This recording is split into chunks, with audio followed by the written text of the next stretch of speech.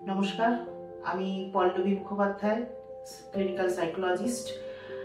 দীর্ঘ 21 ইয়ার্স আমি আমার প্রফেশনাল লাইফ, আমার কেরিয়ার চলছে এবং এই সাইকোলজিক্যাল ফিল্ডে আমার কাজ।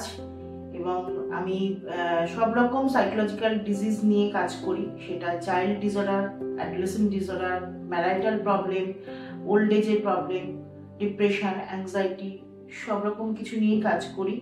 এবং বিশেষ করে এখনকার বাচ্চাদের ভীষণ রকম স্কুলের থেকে আমরা যেটা প্রবলেম পাই, বিহেভিয়ারাল প্রবলেম পাই, কনসেন্ট্রেশনের জায়গা থেকে পড়াশোনা উইথড্র করে নেওয়া, সেই সিমটম যখন দেখতে পাই, তেমন অ্যাঙ্গার ম্যানেজমেন্টের জায়গাটা দেখি আমরা, সেই প্রবলেমও পাই। স্ট্রেস ম্যানেজমেন্ট, সেটা একটা বিশাল ব্যাপার এই মুহূর্তে।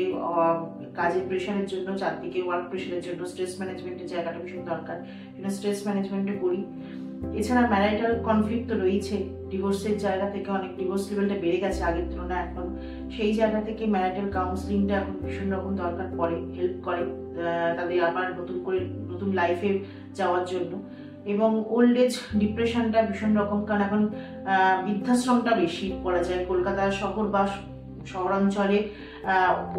ওল্ড এজ পার্সনদের প্রবাবিলিটিটা বেশি, কারণ তাদের ছেলেমেয়েরা সবাই কর্মসূত্রে বাইরে, সুতরাং বৃদ্ধ বাবা মাকে তাদের বাড়িতে থাকতে হচ্ছে, তাদের ভীষণ রকম একাকিত্বে, লোনলিনেস ফিলিং, ডিপ্রেশন, সেটা আমরা দেখি প্রচন্ড রকম।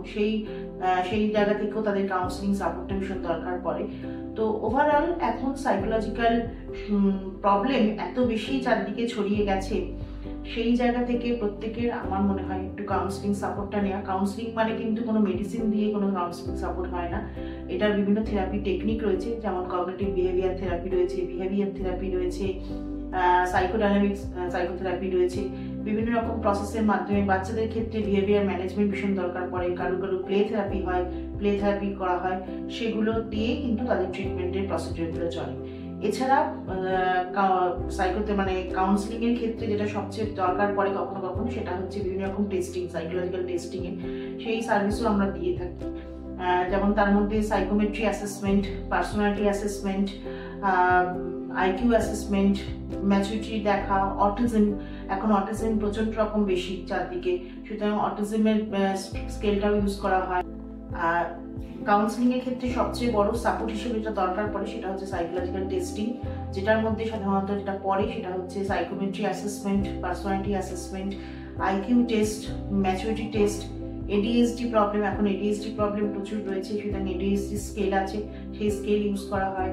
অটিজম স্কেল, যেটা অটিজম এখন প্রচন্ড রকম চারদিকে আমরা দেখতে পাই, অটিস্টিক বাচ্চা, সেই জন্য অটিজমের জন্য, অটিস্টিক বাচ্চাদের জন্য অটিজমের স্কেল আছে, সেটা ইউজ করা হয়। এছাড়া বিহেভিয়ার প্রবলেমের জন্য স্কেল আছে, অ্যাঙ্গারের জন্য অ্যাঙ্গার ম্যানেজমেন্টের জন্য স্কেল আছে, বিভিন্ন রকম টেস্টও আমরা করে থাকি। সুতরাং সেই জায়গা থেকে কাউন্সিলিং এর সাথে সাথে টেস্টিংগুলো করলেও আমাদের অনেক হেল্প হয়। সেই টেস্টটা করে নিয়ে তাদের সেই জায়গাটা দেখে নেওয়া যে কতটা পরিমাণে তাদের ডিপ্রেশন রয়েছে, অ্যাংজাইটি রয়েছে, বা ওভারঅল পার্সোনালিটি ফিচারটা কীরকম, সেটা অনেক হেল্প করে। সেই জন্য কাউন্সিলিংয়ে আমরা যেটা সবসময় বলি, ভয় পাবেন না বা বাড়িতে চেপে থাকবেন না। কোনো সমস্যা হলে অবশ্যই একজন সাপোর্ট নেওয়াটা দরকার পড়ে কারোর সঙ্গে। এবং আমরা অনেক সময় হয় যে বাড়িতে ফ্যামিলি মেম্বারদের সঙ্গে শেয়ার করতে পারি না, সেটা একজন সাইকোলজিস্টের কাছে গিয়ে যদি আমরা আমাদের শেয়ার করতে পারি, সেটা অনেকটা উপকার হয় বা হেল্প হয়। সেই জায়গা থেকে অবশ্যই কাউন্সিলিংটা নেওয়াটা সবার জন্য দরকার পড়ে। আমি এখানে AM মেডিকেল সেন্টারে আমি বসছি, এখন সানডে বসছি আপাতত। সানডে আমি দুপুর 11টার পর থেকে, সকাল 11টার পর থেকে দুপুর 2-3টে পর্যন্ত আমি অ্যাভেলেবেল থাকছি। সুতরাং যদি কোনো কারোর সমস্যা হয়, অবশ্যই আপনারা আসতে পারেন সানডেতে।